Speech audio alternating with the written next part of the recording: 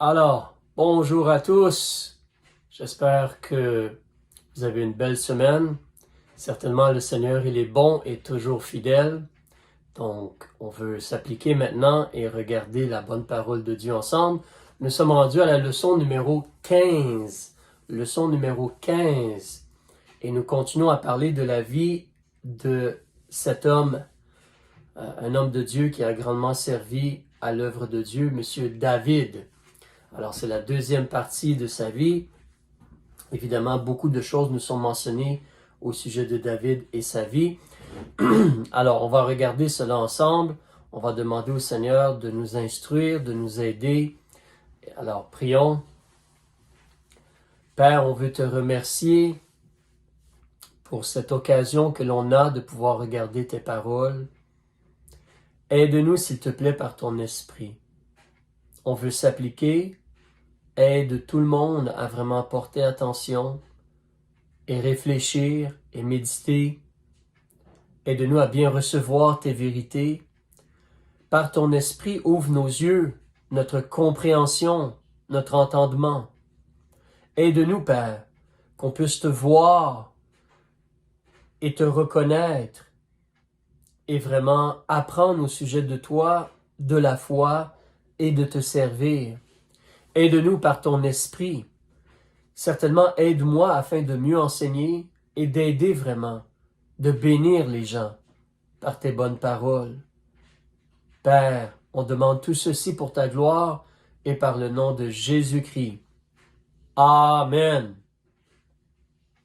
Amen. Alors, on a vu concernant David, la dernière fois, on avait vu sa victoire sur Goliath, par la main de Dieu, évidemment. Et on a parlé aussi, je vous encourageais à réfléchir sur le fait que David, évidemment, il y avait eu une formation, une préparation avant de rencontrer Goliath. Comme exemple, la fronde, quand il l'a utilisé pour lancer la pierre, il avait lancé des pierres auparavant. Il avait utilisé la fronde probablement auparavant. Il avait agi pour défendre les brebis qu'il avait par l'aide du Seigneur. Donc, il y a eu un temps de formation, de préparation, d'application. Et en réalité, David, nous savons, c'est lui qui va devenir le roi. Mais là, les étapes de sa vie nous démontrent que Dieu va lui apprendre beaucoup au sujet de la foi. Dieu va lui apprendre beaucoup au sujet de la foi.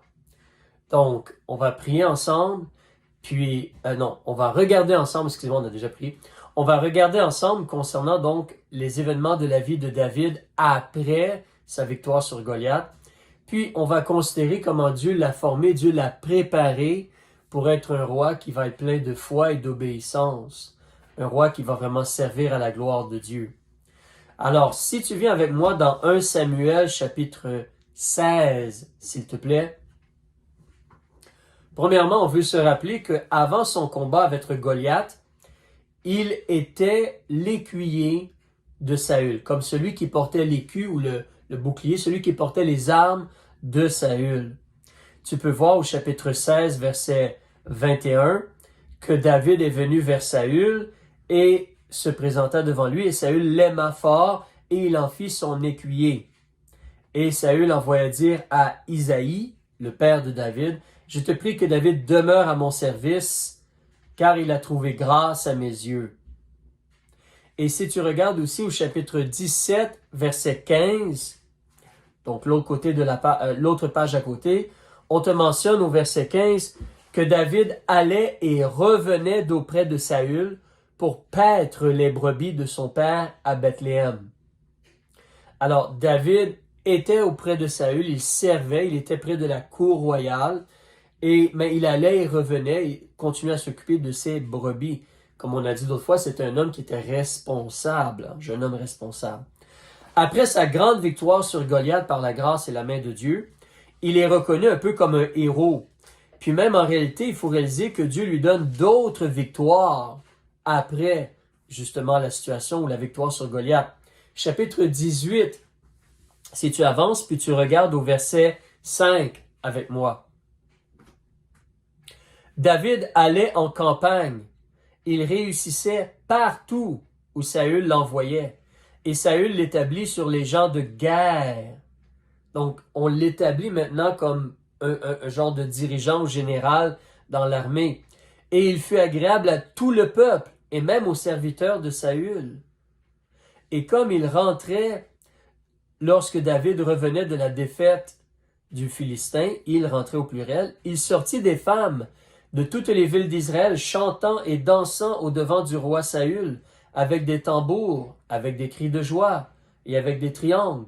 Et les femmes qui jouaient des instruments se répondaient les unes aux autres et disaient, Saül a frappé ses 1000 et David ses 10 000. Alors, les femmes, les gens, on reconnaissait David comme un grand héros que Dieu utilisait pour frapper l'armée ennemie. Dieu l'utilisait pour avoir de grandes victoires. Regarde au chapitre 19, la page à côté, le verset 8, une mention est faite encore.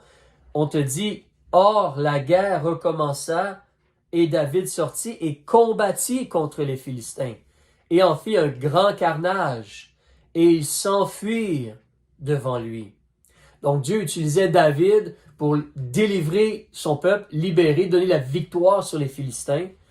Dieu était avec lui pour l'aider à être victorieux.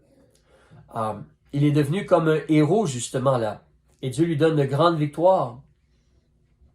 Ensuite, remarque au chapitre 18, si tu recules, Saül va agir. En réalité, Saül essaie d'utiliser cette occasion-là pour espérer envoyer David sur le champ de bataille et que les Philistins tuent David. Alors, tu peux regarder le chapitre 18. Il va proposer à David que David devienne son gendre, qu'il marie sa fille. Et il demande comme douaire, comme genre de paiement, pour avoir le droit de prendre sa fille, 100 prépuces des Philistins. Et puis, David devient gendre. Si tu regardes spécifiquement, donc, au chapitre 18, verset 26, « Et les serviteurs de Saül rapportèrent ces discours à David, et il plut à David de devenir gendre du roi. » N'oublie pas, c'est comme une manigance un peu pour Saül. Il espère que David se fasse tuer au champ de bataille, parce que lui, il est comme jaloux de David. Et comme on a vu, Saül a déjà essayé de tuer David avec sa lance, et de d'autres façons, on voit cela. Mais donc, David devient le gendre du roi, il marie sa fille Michal. Il devient gendre du roi. Mais Saül essaie de le tuer, donc David va devoir se sauver pour sa vie. C'est un peu particulier, parce que Dieu, à travers le prophète Samuel, tu entends que c'est toi le futur roi, c'est le plan de Dieu que tu sois le roi, l'Esprit de Dieu est sur toi, mais ça ne s'accomplit pas tout de suite. Tu vas devoir apprendre à avoir confiance en Dieu, à espérer en lui, à laisser Dieu faire son œuvre. Et toi, un moment, un jour à la fois, tu vas devoir apprendre à être fidèle et obéissant au Seigneur Dieu. Ça, c'est comme David ici, là. Il va devoir apprendre à être obéissant et fidèle au Seigneur Dieu.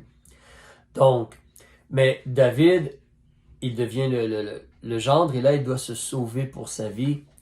Si tu regardes avec moi au chapitre 19, on va regarder un petit bout de passage, verset 9. Chapitre 19, verset 9. Le mauvais esprit envoyé par l'Éternel fut sur Saül, qui était assis dans sa maison, sa lance à la main. Et David jouait de sa main sur la harpe. Alors Saül chercha à frapper David contre la muraille, avec sa lance. Mais il se déroba de devant Saül, qui frappa de sa lance la paroi, et David s'enfuit et s'échappa cette nuit-là. Mais Saül envoya des gens vers la maison de David pour le garder et pour le faire mourir au matin.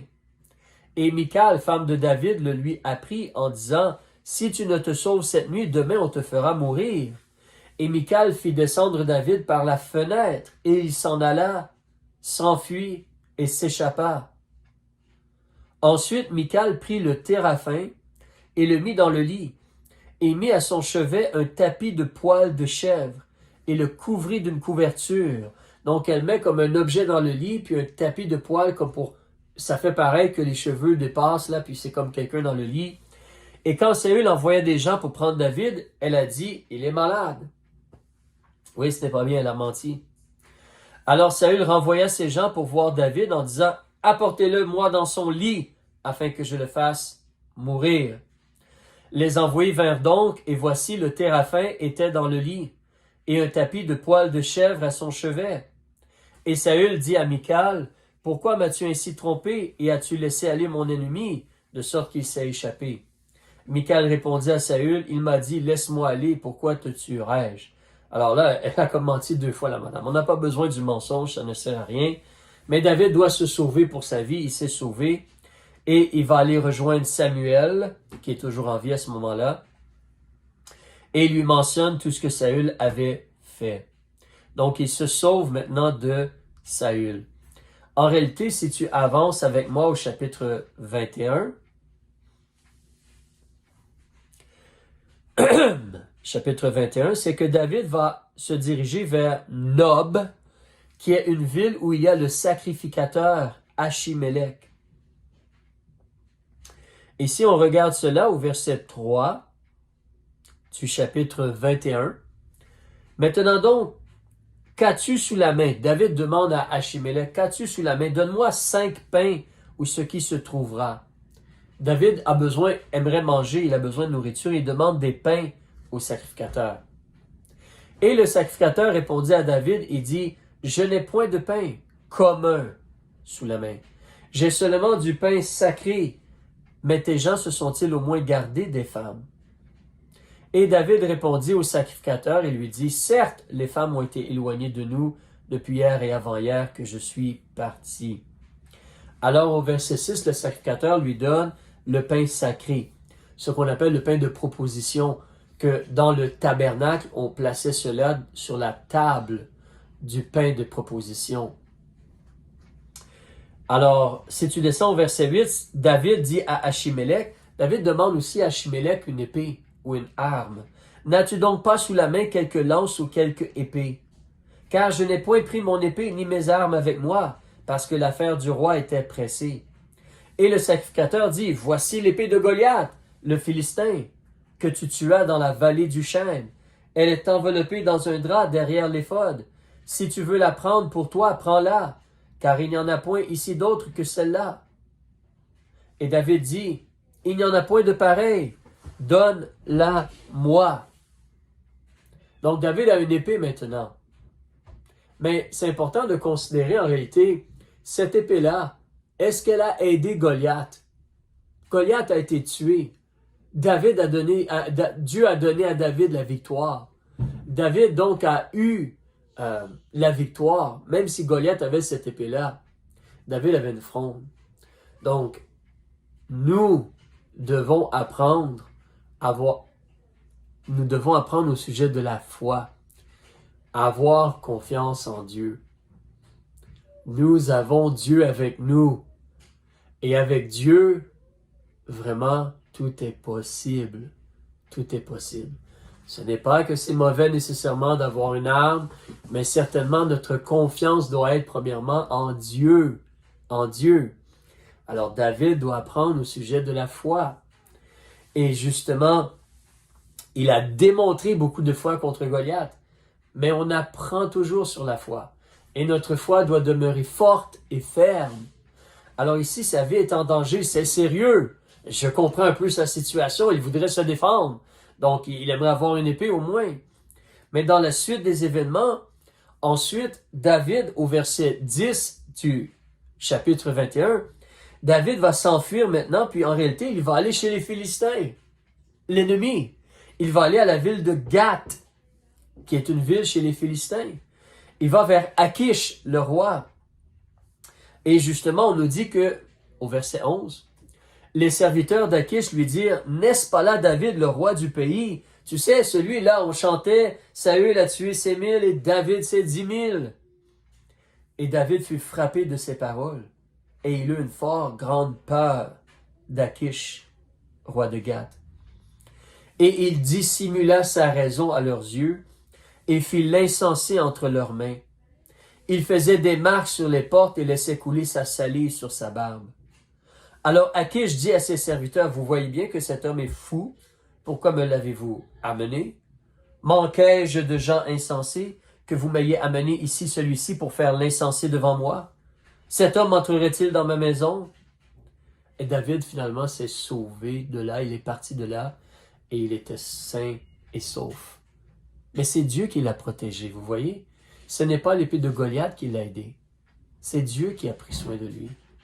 Oui, il a peut-être dissimulé sa raison, mais surtout, ce n'est pas sa sagesse là, c'est la grâce de Dieu qui le garde en vie. Parce que Dieu a un plan pour lui. Mais David, tout comme toi et moi, on doit apprendre au sujet de la foi en Dieu. Lorsque tu continues justement au chapitre 22, on peut voir que là, il se produit quelque chose, c'est que David, donc, il quitte Gath et il se sauve dans la caverne d'Adullam. La caverne d'Adullam est vraiment un endroit dans le pays d'Israël. Et je n'ai jamais été en Israël, mais il y a quelque temps, j'ai vu un reportage au sujet des cavernes d'Adullam.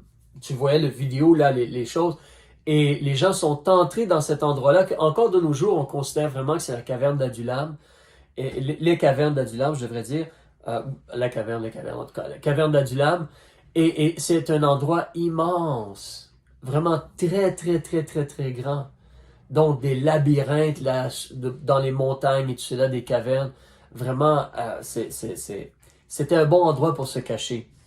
Il a été là, mais là, ce qui se produit, c'est que ses frères et toute la maison de son père l'apprennent et ils descendent vers lui. Donc, sa famille maintenant va venir le rejoindre.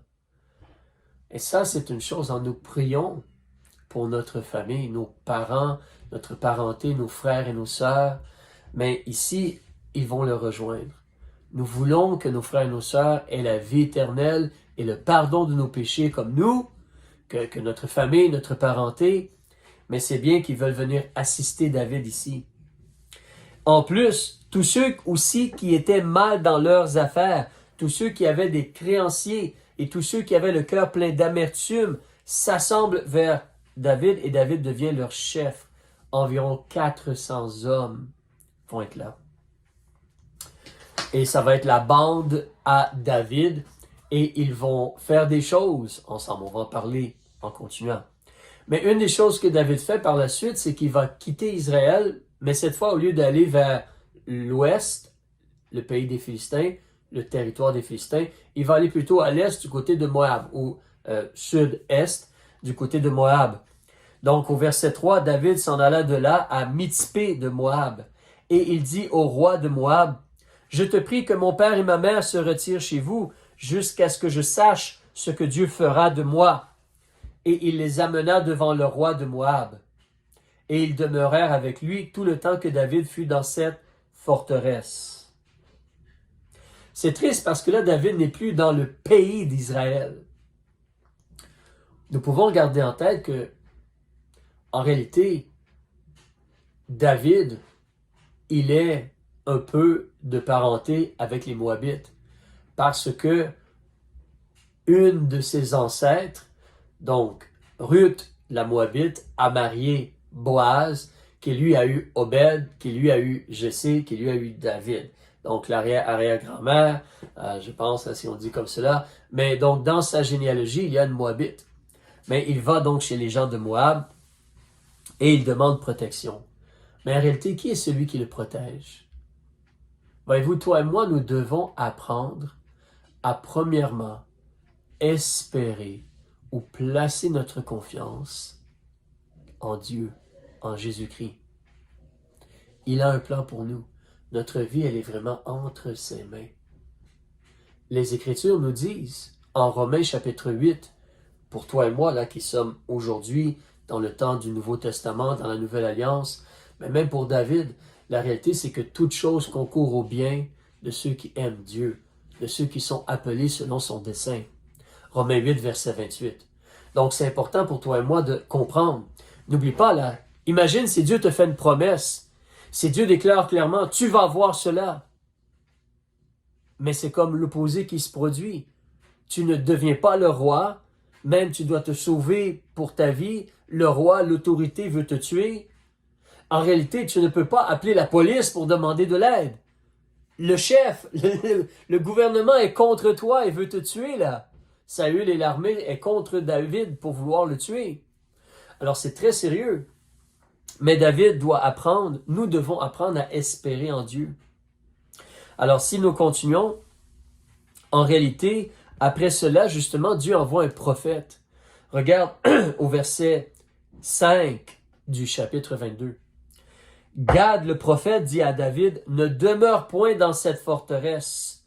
Va-t'en et entre au pays de Juda, le pays d'Israël. » David s'en alla donc et vint dans la forêt de Héret. Il agit avec foi. Dieu a parlé par un prophète. Pour toi et moi, il n'y a plus de prophète de nos jours, mais Dieu a parlé par sa parole. Nous nous attachons aux promesses de Dieu, nous nous attachons aux paroles de Dieu et nous agissons comme Dieu a parlé, comme Jésus et les apôtres ont enseigné.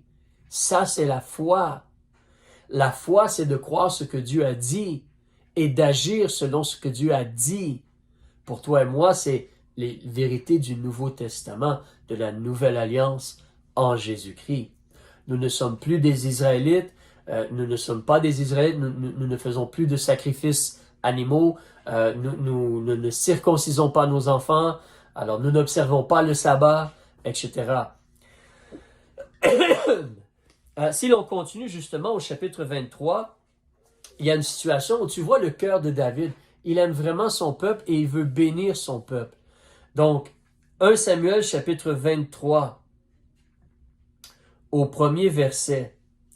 On a fait ce rapport à David et on lui dit, les Philistins font la guerre à Kaïla, c'est une ville. Ils pillent les airs. Alors pour toi et moi, là, les airs, c'est l'endroit où on comme préparait le blé ou le froment. Là, on séparait, on battait, on séparait pour avoir seulement comment je pourrais dire, la graine, la germe de blé, pour ensuite aller la moudre pour faire la farine. Donc, c'est comme l'endroit où on entreposait les choses, là. Et puis, eux, ils viennent puis ils veulent prendre donc la récolte. Alors, Israël va être dans la famine, ou cette ville-là, il n'y aura plus justement, de blé pour faire le pain et tout cela. Donc, n'oublie pas, David, lui, sa vie est en danger lui-même, là. Il doit se sauver pour sa vie. Il n'a que 400 hommes avec lui. Mais, David a à cœur le bien-être de son peuple. Et David consulte Dieu et dit, « Irai-je et frapperai-je ces Philistins? » Et l'Éternel répondit à David, « Va et tu frapperas les Philistins et tu délivreras Kaïla. » Mais là, les gens de David lui disent, « Nous, on est ici, là, puis on a déjà peur. Nous avons peur ici dans le pays de Juda. Que sera-ce donc si on va à Kaïla se battre contre des Philistins, là? » David consulte encore Dieu. Et l'Éternel lui répondit et dit, « Lève-toi, descends à Kaïla, car je livrerai les Philistins entre tes mains. » C'est important pour toi et moi d'avoir une bonne relation de prière avec Dieu, où on parle vraiment, on demande, on cherche la direction, on lui demande de nous aider à comprendre ses paroles, ses enseignements, les enseignements des apôtres et de Jésus-Christ, pour les appliquer dans notre vie. Mais David demande ici, et Dieu dit clairement, et David va y aller au verset 5. David s'en alla avec ses gens à Kaïla et combattit les Philistins et amena leur bétail. Et il en fit un grand carnage. Et David délivra les habitants de Kaïla. Ah, ça c'est quelqu'un, sa vie est en danger, mais il met sa vie sur la ligne pour son peuple, pour cette ville-là. C'est un homme selon le cœur de Dieu, hein. Comme toi et moi, on se sacrifie pour les gens autour de nous, qui ont besoin d'être nés de nouveau. On se sacrifie pour les frères et sœurs, pour les encourager, pour prier pour eux, pour les aimer et les aider. Alors, donc, évidemment, par la suite, on a, au verset 7, on nous dit qu'on a rapporté à Saül que David était venu à Kaïla. Et Saül a dit, « Oh, Dieu l'a livré entre mes mains, car en entrant dans une ville qui a des portes et des barres, il s'est enfermé. » Donc Saül convoque tout le peuple pour descendre à Kaïla, assiéger David et ses gens. David, il apprend cela. Et David consulte Dieu encore. Il demande à Dieu, au verset 12, « Les chefs de Keïla me livreront-ils, moi et mes gens, entre les mains de Saül? » Et l'Éternel répondit, « Ils te livreront. » Donc David se lève et s'en va. Maintenant, ils sont rendus 600 hommes. 600 hommes. Mais ils s'en vont de Keïla. Ils vont quitter. On veut remarquer aussi, en terminant bientôt, là, que David, quand il se sauvait de Saül, en réalité, par 2 occasions, il aurait pu tuer Saül. Mais il a choisi de craindre Dieu et d'épargner la vie de Saül. Regardons ces instances-là, ces moments-là. Au chapitre 24, David monta de là et demeura dans les lieux forts d'En-Gedi. Quand Saül fut revenu de la poursuite des Philistins, on lui fit ce rapport, David est en En-Gedi. Il prend 3000 hommes choisis de tout Israël et s'en va chercher David et ses gens. Verset 4. Il vint au parc des brebis auprès du chemin, et il y avait là une caverne dans laquelle Saül entra pour ses nécessités. Et David et ses gens se tenaient en réalité au fond de la caverne. Et les gens de David lui dirent, « Ah! Voilà le jour dont l'Éternel t'a dit, je livre ton ennemi entre tes mains. Tu lui feras comme il te semblera bon. » Donc David s'est levé, puis a coupé tout doucement le pan, la partie longue du manteau, là, qui justement le bas, la fin du manteau. Et il coupa tout doucement le pan du manteau de Saül. Mais après cela, David fut ému en son cœur de ce qu'il avait coupé le pan du manteau de Saül. Et il dit à ses gens que l'Éternel me garde de commettre contre mon Seigneur, contre loin de l'Éternel, une action telle que de porter mes mains sur lui. Je ne vais pas prendre la justice entre mes mains. Ailleurs dans la Bible, on nous dit « À Dieu soit la vengeance ». Alors David ne veut pas prendre la justice entre ses mains. David arrête donc ses gens et ne leur permet pas de s'élever contre Saül. Au verset 8. Saül finalement se lève et sort de la caverne. Et au verset 9, David lui explique et lui dit, il crie après lui en disant « Mon Seigneur et mon roi ». Et Saül regarde derrière. Et David s'incline le visage contre terre et se prosterne. Et David lui explique au verset 10, « Pourquoi écoutes-tu les paroles des gens qui disent, « Voilà David qui cherche ta perte ».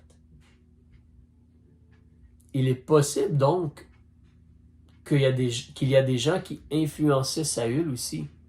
Pas seulement lui était jaloux de David, mais peut-être des gens influençaient Saül à ne pas aimer ou apprécier David et vouloir se débarrasser de lui. Mais David lui explique justement qu'il aurait pu le tuer, mais qu'il ne l'a pas fait.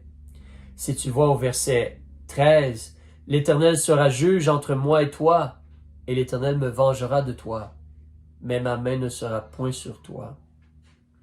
Le mal vient des méchants, comme dit le proverbe des anciens. Aussi ma main ne sera point sur toi. » Alors tu vois, comme je disais, David apprend au sujet de la foi. Il apprend à faire confiance en Dieu, que c'est Dieu qui peut vraiment le protéger. Il apprend à faire confiance en Dieu, que c'est Dieu qui peut prendre soin de lui. Mais en même temps, la foi, c'est pas seulement de faire confiance en Dieu, c'est d'agir, d'obéir, de mettre en pratique ce que Dieu nous demande de mettre en pratique. Et David a à cœur de protéger son peuple. Même si lui est en danger, il veut protéger son peuple. Et David choisit d'espérer en Dieu, que Dieu est celui qui va rendre justice, pas lui-même prendre les choses entre ses mains. D'ailleurs, au chapitre 25, il y a une histoire, tu peux la lire, concernant David et un homme qui s'appelle Nabal, et une dame Abigail qui a aidé, par sagesse, David à ne pas justement se venger par lui-même. Une autre fois, là, la grâce de Dieu, elle est bonne. Merci Seigneur pour les femmes sages. Alors, les femmes sont très utiles dans l'œuvre de Dieu. Alléluia. 1 Samuel, chapitre 26, la deuxième occasion où David aurait pu tuer Saül. Alors, on nous dit donc au verset 3, ici au chapitre 26, que Saül campait au coteau de Hakila. Or, David se tenait au désert et il s'aperçut que Saül venait à sa poursuite au désert. Il envoyait des espions. Et David se lève, au verset 5, il va au lieu où Saül était campé. Et David vit le lieu où couchait Saül, ainsi qu'Abner, fils de Ner, le chef de son armée. Saül couchait dans l'enceinte du camp, et le peuple était campé autour de lui. Et David prit la parole et dit à Achimélec, Étien, et à Abishai, fils de Tséruja, le frère de Joab, qui descendra avec moi vers Saül, au camp? Alors Abishai répondit, j'y descendrai avec toi.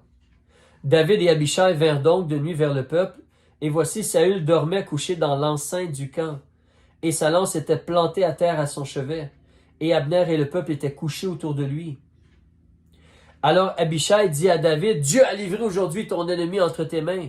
Maintenant donc, je te prie que je le frappe de la lance jusqu'en terre, d'un seul coup, et je n'y reviendrai pas. Tout le monde dormait.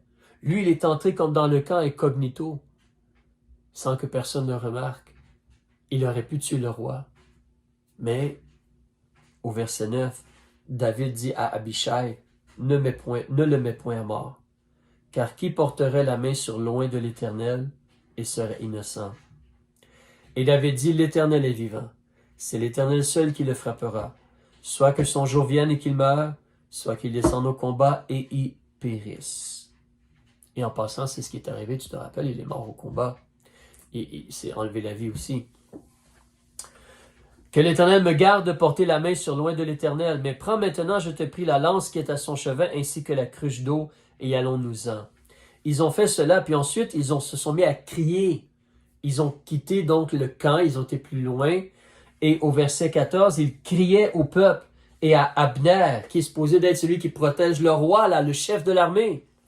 Ils criaient à Abner, fils de Ner, en disant, « Ne répondras-tu pas, Abner? » Et Abner répondit et dit, « Qui es-tu, toi, qui crie au roi? » Alors David dit à Abner, « N'es-tu pas un homme, et qui est semblable à toi en Israël?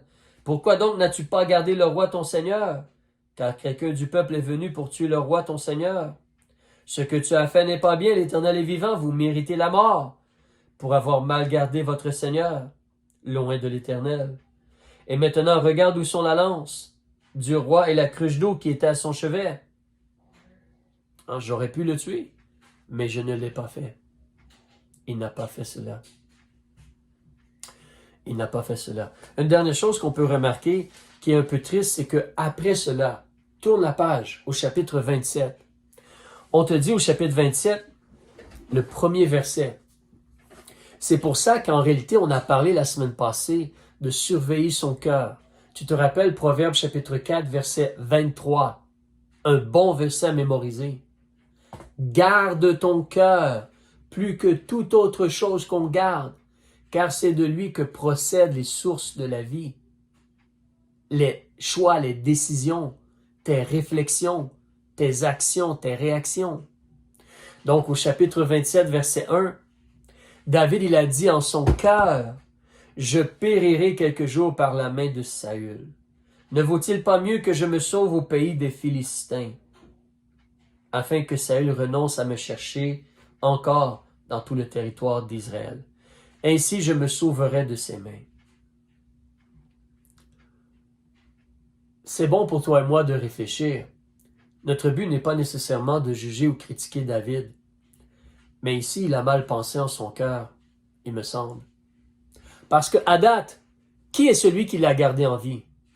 Tu vois comment il parle? « Je me sauverai de ses mains. » Attention, c'est Dieu qui te garde en vie. C'est Dieu qui s'occupe de toi. C'est Dieu qui a un plan. Alors, c'est important de faire attention. C'est important. C'est triste parce qu'Adam, Dieu l'a délivré plusieurs fois de la main de Saül. Et Dieu l'a gardé en vie. Et Dieu lui avait dit de demeurer en Israël. Mais là, il va quitter. C'est comme un manque de foi. Il va quitter, puis il va aller chez les Philistins de nouveau. Il retourne chez Akish, roi de Gath. Puis il va demeurer là. C'est vrai, d'après le verset 4, il semblerait que dans la suite des événements, Saül ne continua plus à le poursuivre. Mais était-ce vraiment une bonne décision pour David de faire cela? Moi, je crois que non. Je crois qu'il aurait dû rester en Israël et espérer en Dieu. Mais il a choisi d'aller là. Et ce qui est particulier, c'est que maintenant, il est chez les Philistins, chez l'ennemi d'Israël. Et ça va lui causer des situations particulières. Mais je veux t'encourager à considérer cependant qu'il continue à essayer de s'occuper de son peuple.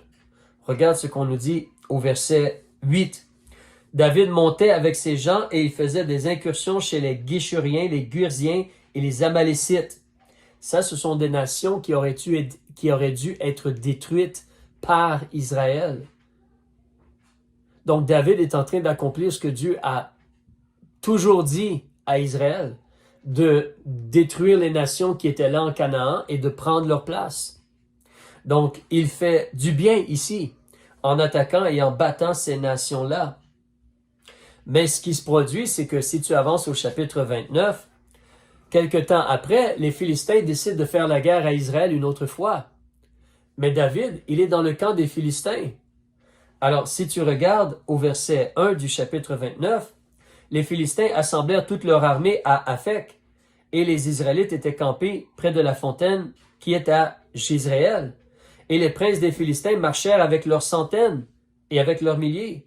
Et David, il est là aussi avec ses gens, à l'arrière-garde avec Akish. Qu'est-ce que David va faire? Va-t-il aller se battre contre Israël?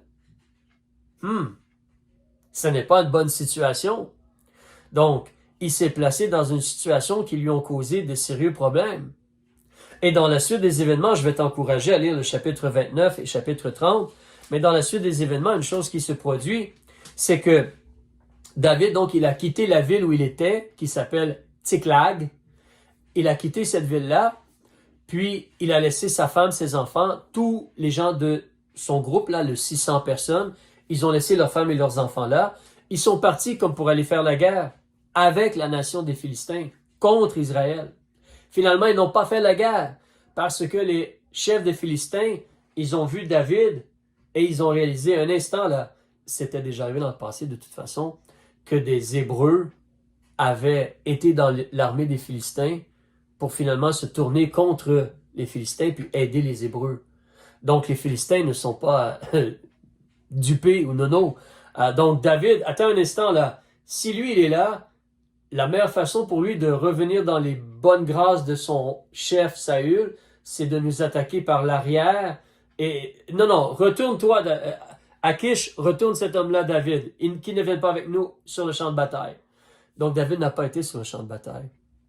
Mais lorsque David est revenu vers sa ville Tsiklag, elle avait été brûlée. En réalité, des Amalécites étaient venus.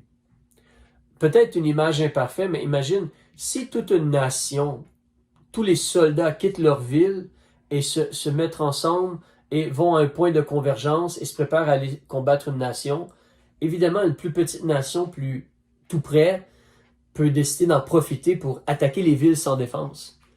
Et les Amalécites, il semble, ont fait quelque chose un peu comme cela ici, imparfaitement. Mais ils ont attaqué Tsiklag. Ils ont brûlé Tsiklag, ils ont pris toutes les femmes, les enfants. Ils ne les ont pas tués, mais ils ont brûlé toutes les femmes et les enfants. Ils ont brûlé la ville, ils ont pris les femmes et les enfants et le butin, puis ils sont partis avec. Alors, David a placé sa femme et ses enfants dans une situation dangereuse. Lorsqu'on manque de foi et qu'on fait de mauvais choix, les gens autour de nous peuvent en subir les conséquences. C'est pour ça que lorsqu'on est en position de responsabilité, comme un chef, comme un leader, comme un homme qui est le chef de la maison, un homme avec sa femme et ses enfants, c'est important qu'on prie sérieusement et que par l'aide de Dieu, on s'assure d'être un homme plein de foi et d'obéissance. La foi et l'obéissance vont ensemble. Parce que les choix que nous faisons, c'est pas seulement nous qui vont être affectés par cela, c'est les gens autour de nous, les gens qui sont sous notre responsabilité. C'est très sérieux. Très, très sérieux. C'est pourquoi c'est important de prier pour ton pasteur ou de prier pour les pasteurs. Parce que le pasteur a plusieurs gens sous lui et ses choix vont affecter beaucoup de personnes. C'est important. Alors, tu as cela concernant David. Mais je veux terminer là en t'encourageant et en te mentionnant quelques petites choses. Si tu as une Bible, regarde avec moi dans la première épître de Paul à Timothée, chapitre 2, au verset 3 et 4. Page 296. On va terminer ici avec un petit encouragement. Ah bon, ça fait déjà 40 minutes. Il me semble qu'on vient tout juste de débuter. Alors, désolé. Je vais faire vite donc pour terminer. Mais la réalité, mon cher ami, c'est que Dieu veut que tu sois sauvé. Dieu veut que tu aies le pardon de tes péchés et l'assurance que Dieu va te recevoir, que tu as la vie éternelle. Dieu veut que tu sois sauvé. Et la réalité, c'est que Dieu veut t'utiliser pour sa gloire et son œuvre. Mais Dieu veut éprouver, former, affermir ta foi. Et n'oublie pas, la foi, c'est de croire ce que Dieu a dit dans ses paroles. Pour toi et moi, c'est le Nouveau Testament surtout. Croire ce que Dieu a dit dans ses paroles et l'appliquer dans notre vie. Vivre comme Dieu a demandé de vivre. Ça, c'est la foi. C'est ce que Dieu demande de nous, autant les hommes que les femmes. Alors, bon courage, que le Seigneur vous bénisse. Au revoir.